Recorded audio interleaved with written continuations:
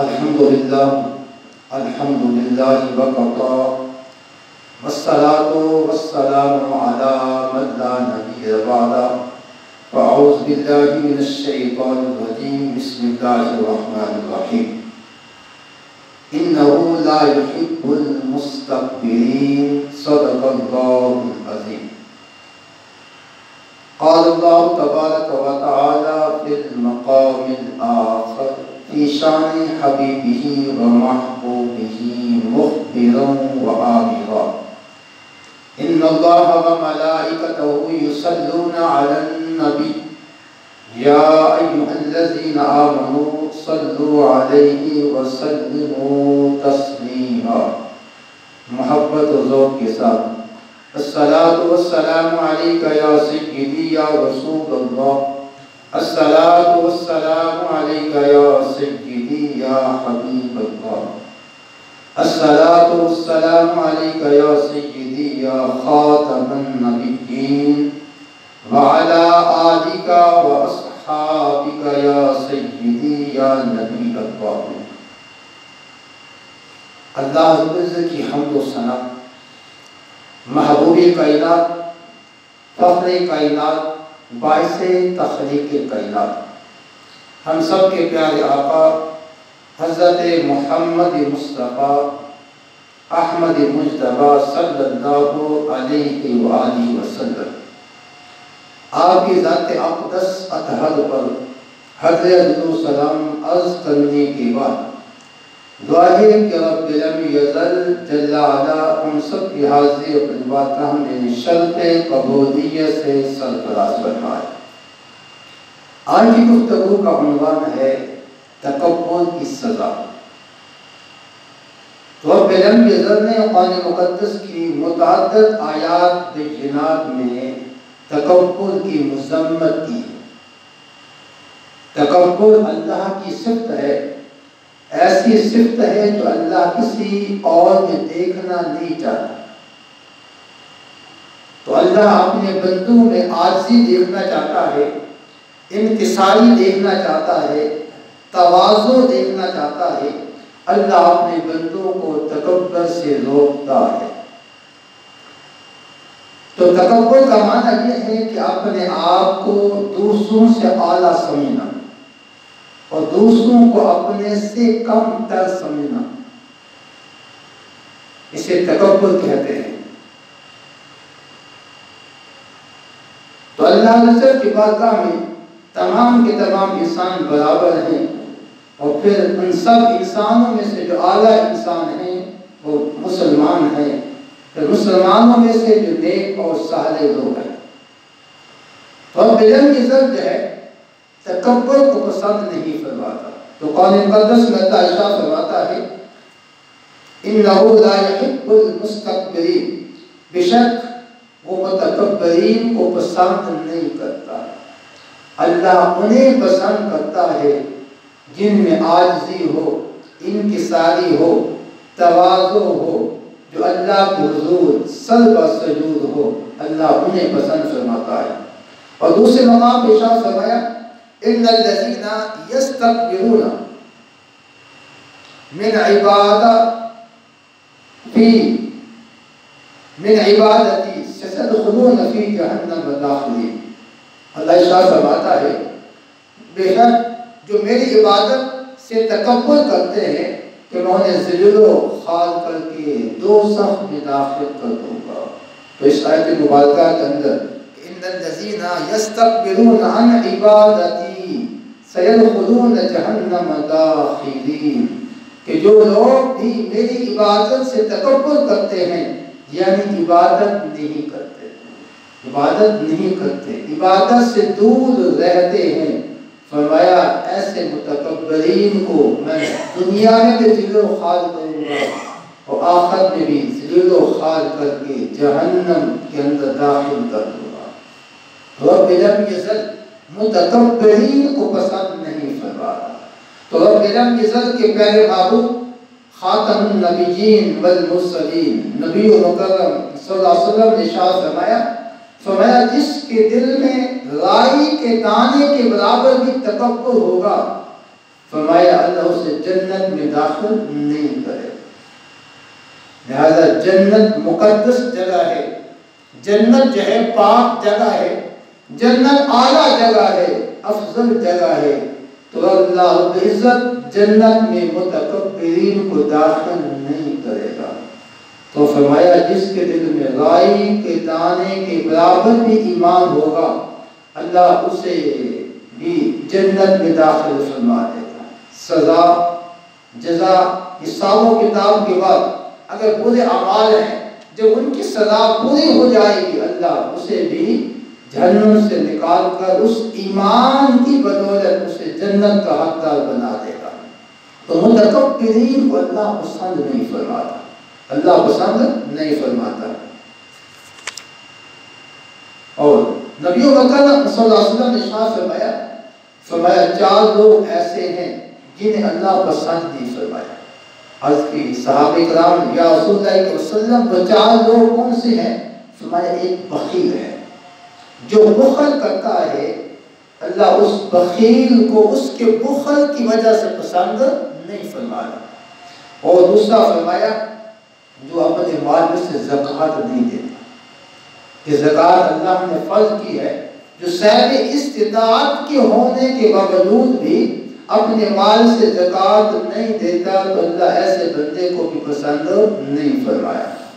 اور تیسرا فرمایا سرکش متکبر، جو تکبر کرتا ہے اللہ ایسے متکبرین کو بھی پسند نہیں فرمایا. اور چوتھا فرمایا بد اخلاق، جس کا اخلاق اچھا نہیں ہے، گفتگو اچھی نہیں ہے، لوگ اس کی زبان سے تنگ ہیں، اس کے اخلاق سے اس کے کردار سے تنگ ہیں، بد اخلاق اللہ اس سے بھی پسند نہیں فرماتا. رب لم یزد ان لوگوں کو پسند نہیں کرتا. اللہ عزت جو ہے نیک صالح لوگوں کو با اخلاق با کردار زکوٰۃ دینے والے اللہ کو حضور عاجزی انکساری دکھانے والے اللہ ان کو پسند فرماتا ہے، اللہ ان کو پسند فرماتا ہے. سب سے پہلے تکبر شیطان نے کیا. کس نے کیا؟ شیطان نے کیا. تو اللہ نے حکم دیا اے شیطان تو میرے بندے آدم کو سجدہ کرو، اسجد لآدم، کہ تم آدم کو سجدہ کرو. تو شیطان نے حضرت آدم علیہ السلام کو سجدے کرنے سے انکار کر اس کے انکار کی وجہ تکبر تھی. کہنے لگا شیطان یا اللہ آدم مٹی سے بنا ہے اور میں آگ سے بنا ہوں، آگ مٹی سے اعلیٰ ہے لہذا میں اعلیٰ ہوں، آدم مجھ سے ادنا ہے. تکبر کیا، غرور کیا. رب لم یزد کو اس کی یہ بات پسند نہ آئی، بات پسند نہ آئی.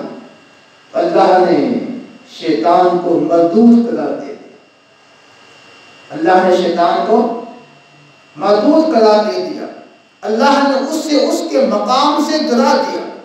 تو تکبر کا نقصان کیا ہوا؟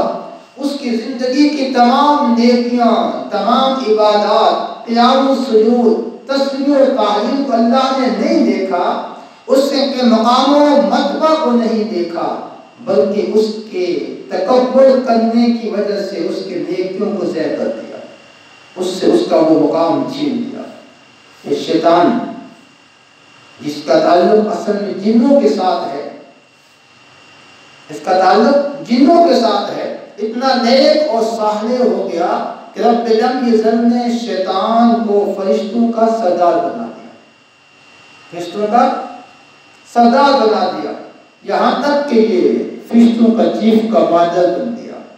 لیکن جب شیطان میں تکبر آیا تو رب لم یزد نے پھر اس کے مقام کو نہیں دیکھا، اس کے مرتبے کو نہیں دیکھا، اس کی عبادت و ریاضت کو نہیں دیکھا، اس کے قیام و سجود کو نہیں دیکھا، بلکہ اس کے تکبر کو دیکھ کر اسے اس کے مقام سے گرا دیا.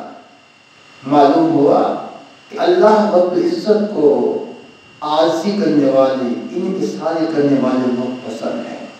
اگر ہم بھی چاہتے ہیں کہ ہماری عبادتیں محفوظ ہوں، اللہ ہم سے خوش ہو جائے، تو پھر اپنے اندر عاجزی پیدا کریں، تکبر سے بچ جائے، تکبر سے بچ جائے۔ فرعون نے تکبر کیا، اپنے آپ کو خدا کہتا تھا۔ سیدنا موسیٰ کلیم اللہ علیہ السلام نے انہیں سمجھایا، نہ سمجھا۔ اللہ نے فرعون کو اس کے لشکر سمیت دریا میں غرق کر دیا۔ فرعون کو اس کے بما لشکر اللہ نے دریا میں غرق کر دیا۔ تو دنیا والوں کو بتا دیا کہ جس نے تکبر کیا وہ اپنے آپ کو نہ بچا سکا، اس کا لاؤ لشکر، اس کی فوج اسے بچا نہ سکی۔ فرعون کا ایک وزیر تھا جس کا نام قارون تھا۔ کیا نام تھا؟ قارون۔ اس کا تعلق بنی اسرائیل کے ساتھ تھا۔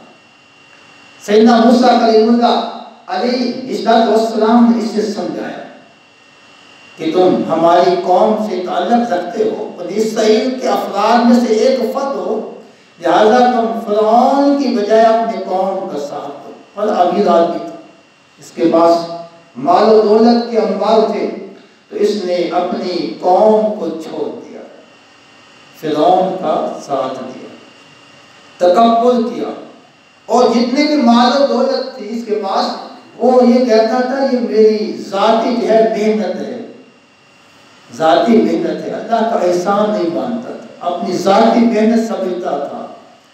تو تکبر کیا، غرور کیا، تو رب العزت نے قارون کو اس کے مال سمیت زمین میں غرق کر دیا۔ قارون کو اس کے مال اسباب سمیت زمین میں غرق کر دیا، تو اس کا مال اسے اللہ کے عذاب سے نہ بچا سکا۔ معلوم ہوا کہ اللہ تکبر کو پسند نہیں کرتا۔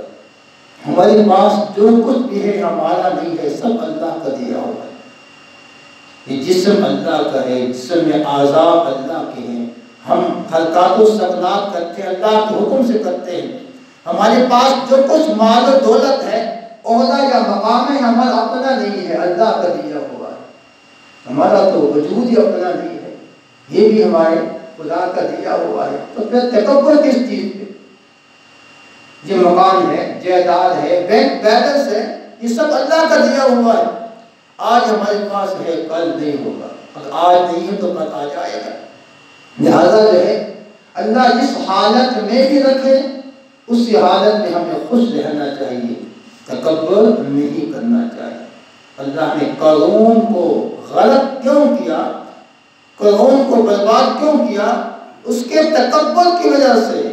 معلوم ہوا کہ مال و دولت ایسی چیز ہے جس سے انسان میں فطرتاً تکبر آ سکتا ہے۔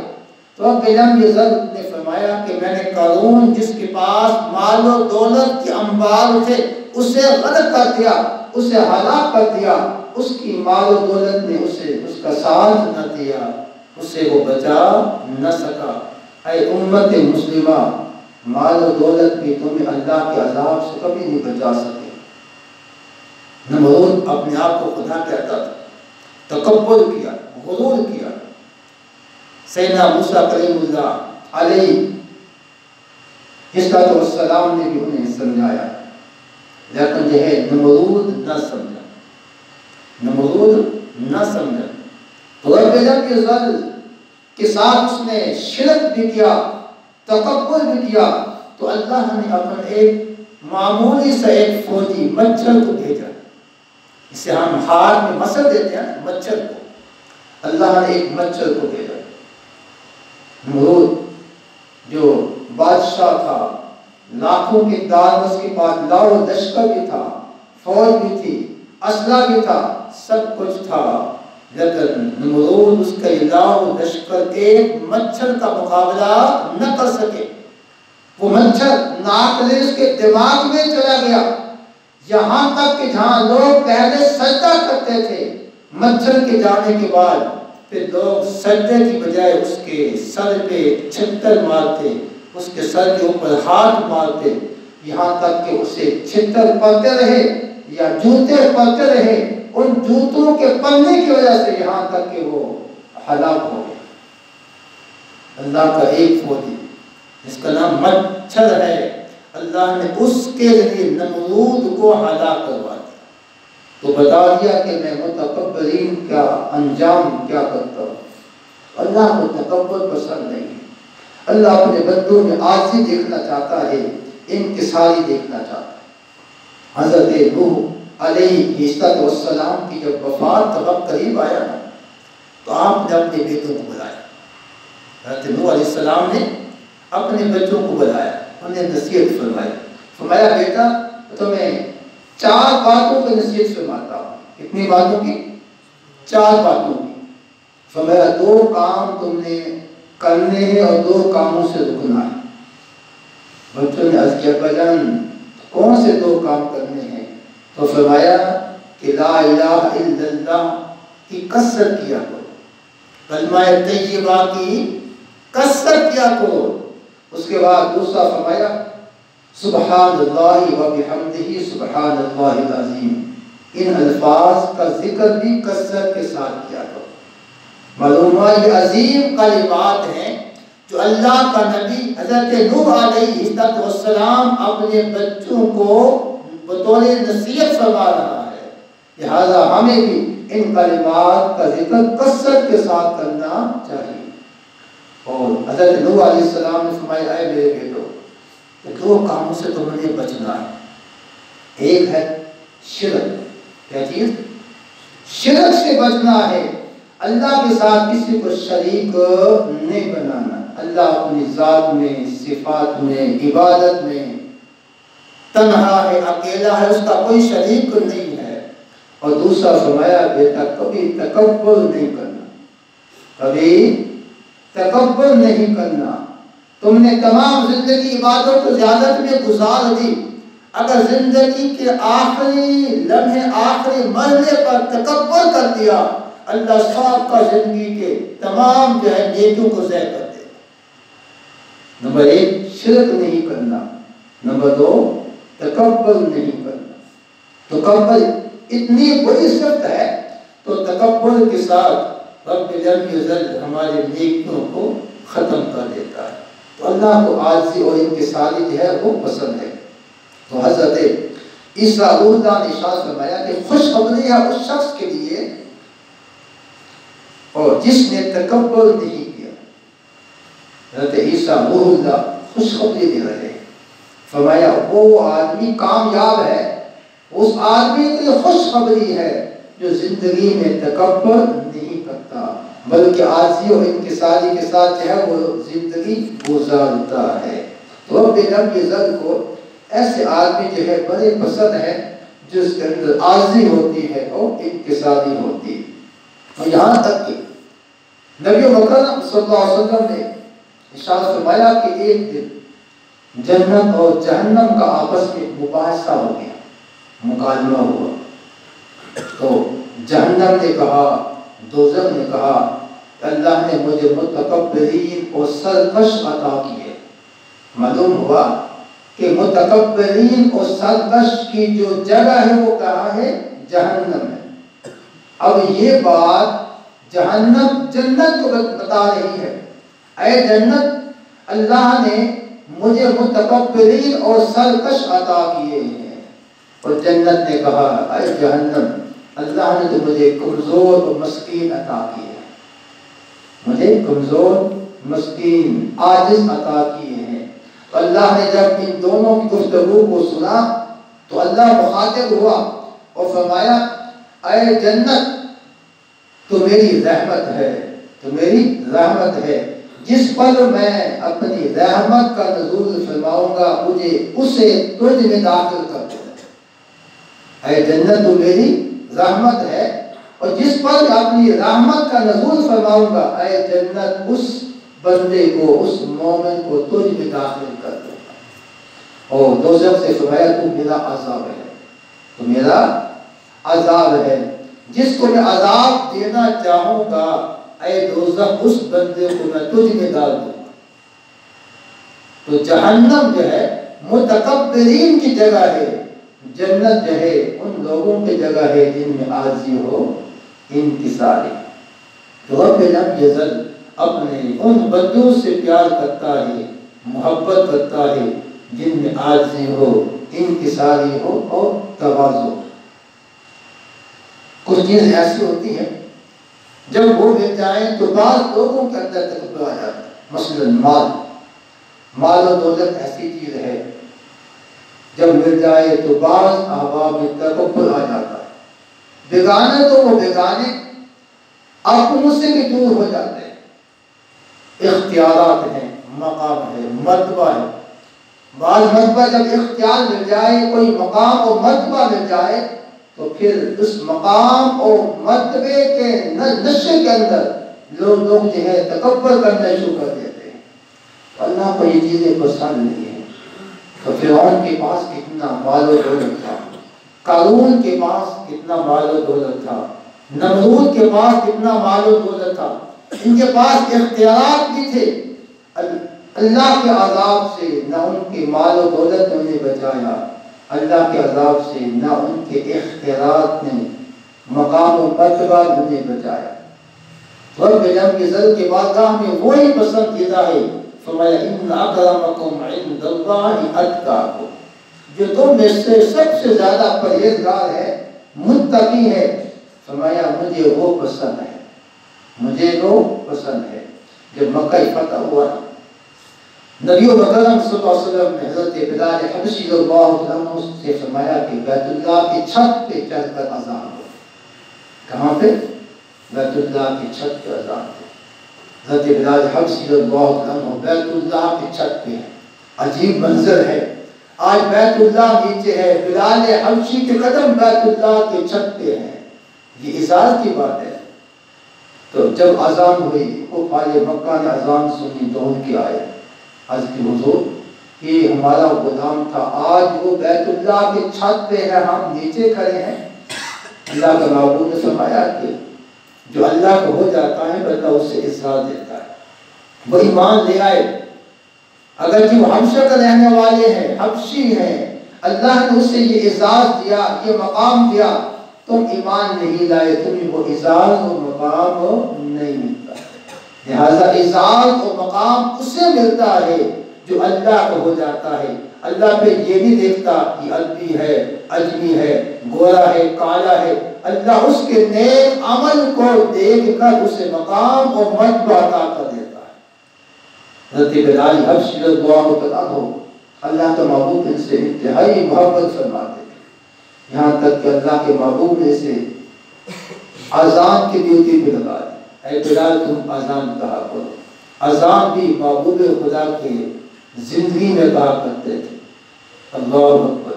سیدنا بلال حبشی رضی اللہ عنہ کا آج ان کے ساتھ انتہا کی تھی۔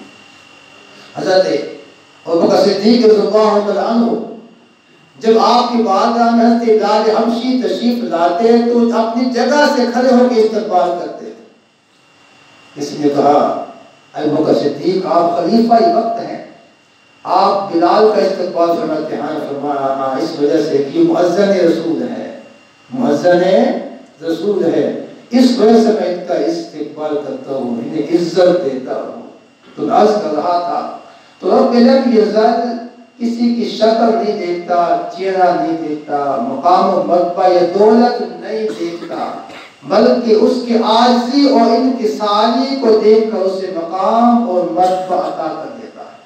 لہذا ہمیں بھی چاہیے ہم اللہ کے حضور عاجزی انکساری کریں، تکبر سے بچیں۔ اللہ تکبر کو پسند نہیں کرتا۔ تو ایک دن میں نے، آپ نے، ہم سب نے اس زمین کے نیچے جانا ہے۔ کوئی امیر ہے، غریب ہے، شاہ ہے، گدا ہے، سب کو وہی قبر ملنی ہے، وہی کفن ملنا ہے۔ لہذا جو ہے ہمیں عاجزی انکساری اپنے اندر پیدا کرنی چاہیے۔ اللہ کی بارگاہ میں دعا ہے اللہ ہم سب کی حاضری قبول فرمائے، اللہ ہم سب کو تکبر سے معصوم فرمائے۔ وما علیہ الا البلاغ۔